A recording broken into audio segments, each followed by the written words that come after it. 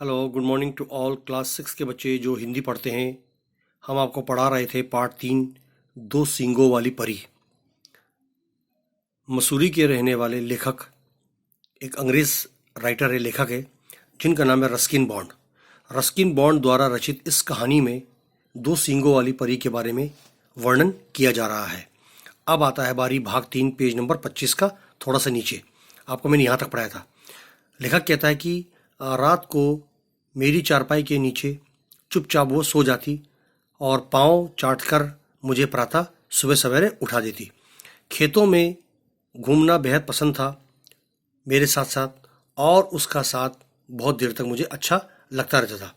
लेखक कहता है इसकी अपेक्षा मुझे उसके साथ इसलिए भी अच्छा लगता था क्यों ना वो मुझे छोड़कर कहीं इधर उधर नहीं जाती थी, और ना ही कुत्तों की तरह हर तरह आने जाने वाले रास्ते में मिलने वालों पर वो भौंकती नहीं थी।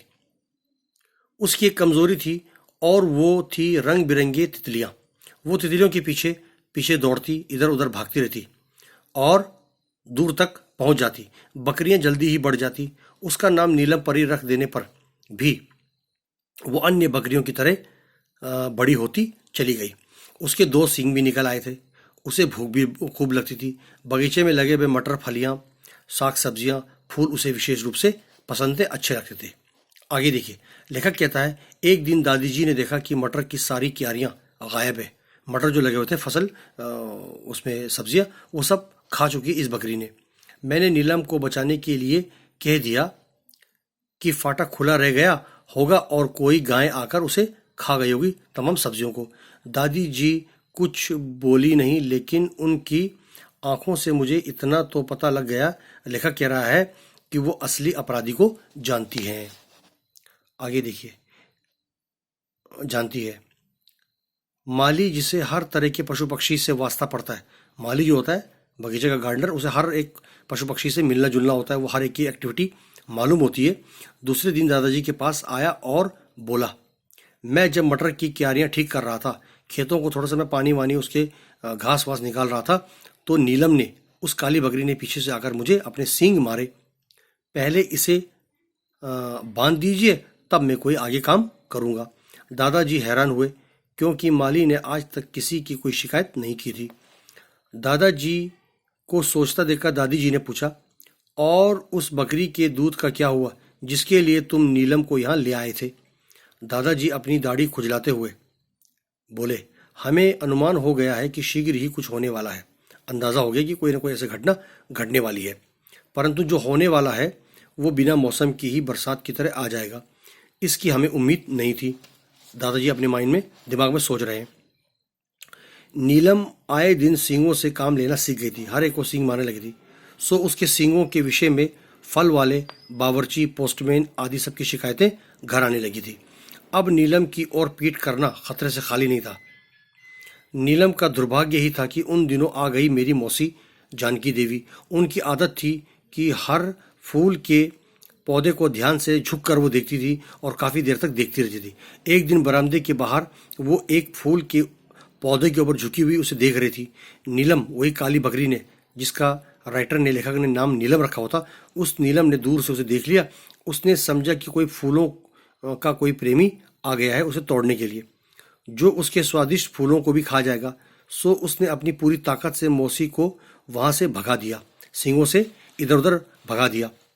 इस घटना के पश्चात तो नीलम का हमारे यहाँ टिकना, घर पे रखना उसे असंभव, नामुमकिन ही हो गया था। दादाजी के बहुतेरा कहने पर मौसी जी ने दादाजी से मरहम पट्टी भी नहीं करवाई। दादी जी ने नीलम को एक मजबूत खूंटे से बांध दिया और माली से कहा कि बाजार ले जाकर जो भी ग्राहक, जो भी खरीदार मिले वो इसे बेच दे। अब आ जाओ पेज नंबर 26 का अंतिम भाग, यानी इस कहानी का आधा हिस्सा।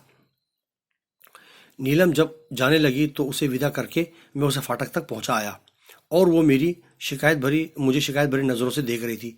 मैं इस यात्रा से कुछ अलग ही मुझे दुख होने लगा। उसका कातर स्वर, बेचैनी से उसकी आवाज़ें काफ़ी देर तक मेरे कानों में गूंजता रहा। मैं वहीं खड़ा खड़ा उससे वहाँ से जाता हुआ उसकी आवाज़ों को सुनता रहा। कोई खरीदार, कोई कोमल हृदय वाला ही हो, कोई ऐसा जिसके पास ये बकरी का मांस न खाया जाता हो, इसे कोई काटने ले या अपने घर में पालने के लिए कोई भी खरीद ले। माली ने आकर बताया कि उसे 200 रुपये में नीलम को बेच दिया बाजार में। बाद में मुझे उससे अलग से बताया गया कि नीलम की आंखों में आंसू देखकर वो उसे बाजार बेचने नहीं ले गया और अपने घर पर बांध आया। मैं बीच बीच में उसे देखता जाता रहा। एक दिन मैंने उसके साथ एक छोटा सा बच्चा देखा। मुझे उस दिन की वो दिन याद आ गई जब पहली बार नीलम मुझे मिली थी।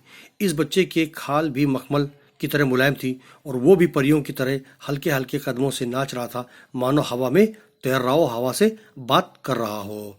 तो ये था रस्किन बॉन्ड द्वारा रचित दो सींगों वाली परी की कहानी, पेज नंबर 26। ये पार्ट पूरा हो गया। समझ में भी आया होगा। आपको समझ में नहीं आया तो आप एक बार 2 बार 3 बार कई बार ऐसे आप रीडिंग कर ली, पढ़ लीजिए। अब आगे के जो हिस्से आएंगे, आगे के जो भाग आएंगे, उसमें आपको शब्दार्थ और प्रश्नोत्तर दिया जाएगा। तब तक के लिए बहुत बहुत धन्यवाद। आप इनको पढ़ते रहिए और समझते भी रहिए। आगे आपको और भी बहुत सारी चीज़ें बताते रहेंगे। धन्यवाद।